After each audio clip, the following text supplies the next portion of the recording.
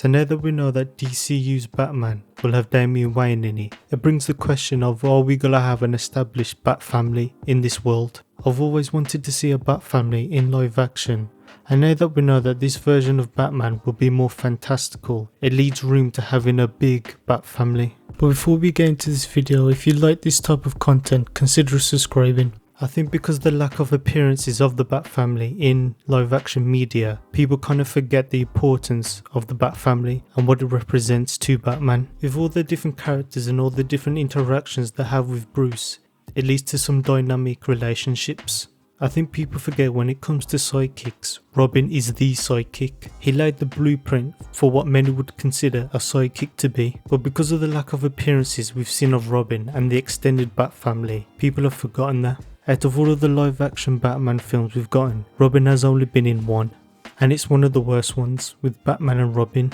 This is my headcanon, this isn't official, but I think that this movie was so bad that it scared DC from not ever touching Robin or the extended Bat family ever again in live action.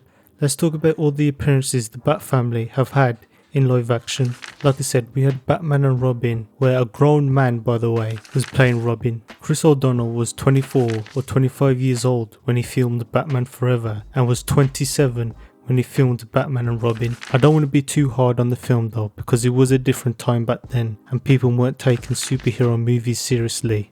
But because of the perception and the backlash that this performance had, I think it made DC take a step back from using any Robin or Bat family related character in movies. Also, in that same movie we get introduced to Batgirl, played by Alicia Silverstone. My opinion on her playing Batgirl is the same I have for the Robin. It's just a product of its time and people weren't taking it seriously. For some reason they decided to change that she wasn't related to Jim Gordon, but instead Alfred, which I find a weird change. Again, stuff like this is why I think they never really gave the Bat family another try after this. Next we have the Dark Knight trilogy, and Christopher Nolan didn't even really try. I mean, I respect it because this is meant to be a more realistic world, and seeing a 17-year-old kid fighting crime, it's not really realistic, is it? There was that reveal that Joseph Gordon-Levitt's character was revealed to be named Robin, but I think that was just more of an Easter egg than anything. It's clear that we was never going to get Robin in The Dark Knight because Christopher Nolan advised Warner Brothers not to do a spin-off, and honestly I think it's for the best, because me personally I don't want to see Joseph Gordon-Levitt in a tight spandex. Next is the DCEU, and this version of Batman's older and had his Robin killed by Harley Quinn, I think.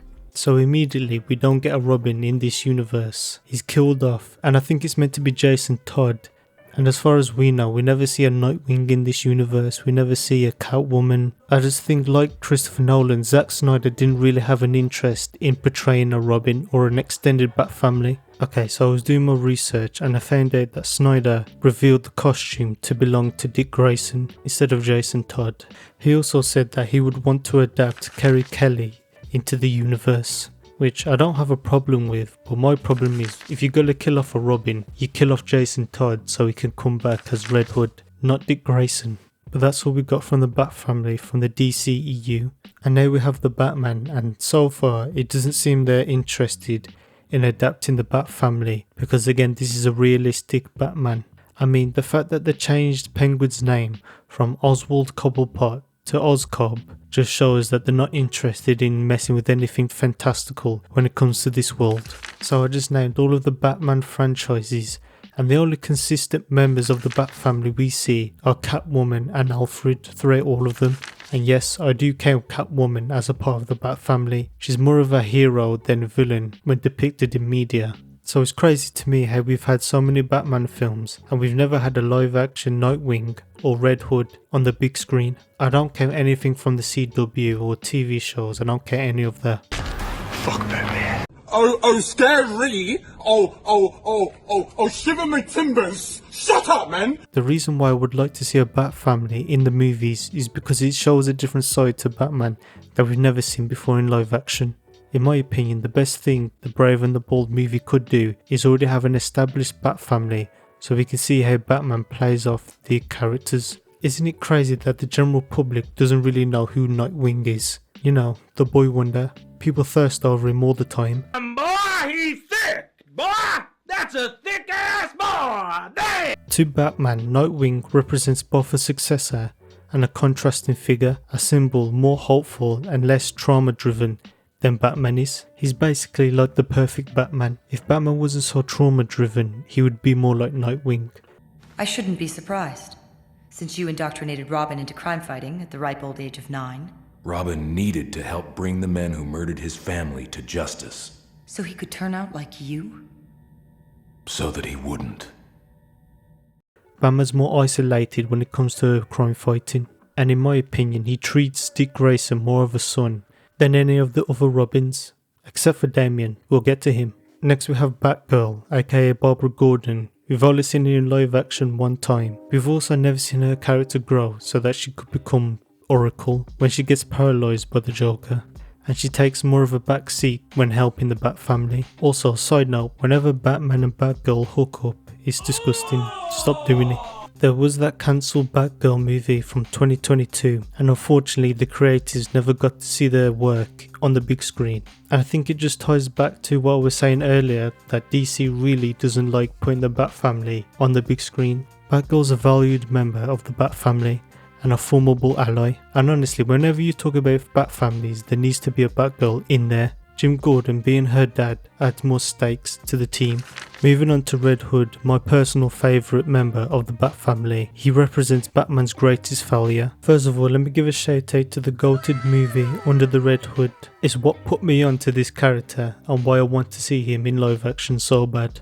I need to make a video about that movie one day, but long story short, Red Hood's character represents Batman's inability to truly protect the ones he cares about. Another thing that Red Hood represents is that he challenges Batman's no-killing rule. This is something that Jason Todd doesn't really care about. He will kill people to protect Gotham and the ones that he loves.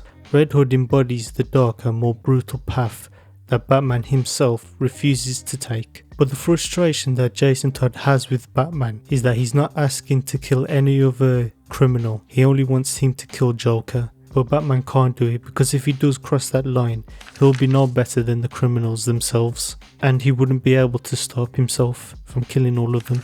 Moving on to Red Robin, Tim Drake. He's kind of the forgotten middle child of the Robins. He's the best detective out of all of them, but I'm going to be honest with you, I don't really care about this version of Robin.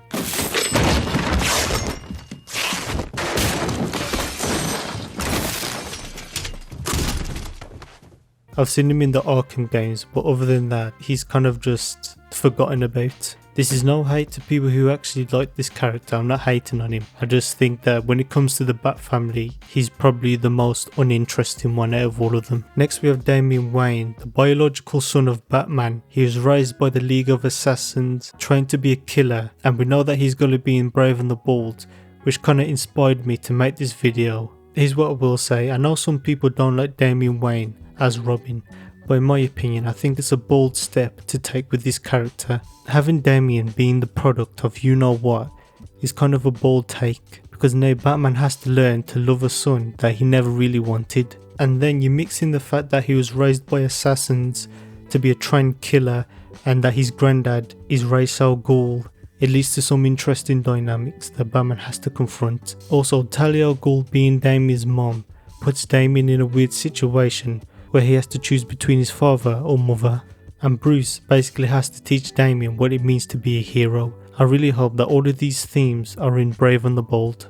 I also know that there's many more Bat family members and I would like to see them in live action, but in terms of just a core Bat family, in the DCU I would like to see Alfred, Catwoman, Batman, Dick Grayson, Jason Todd, Tim Drake, Damian Wayne and Barbara Gordon. The others can get introduced later, in my opinion.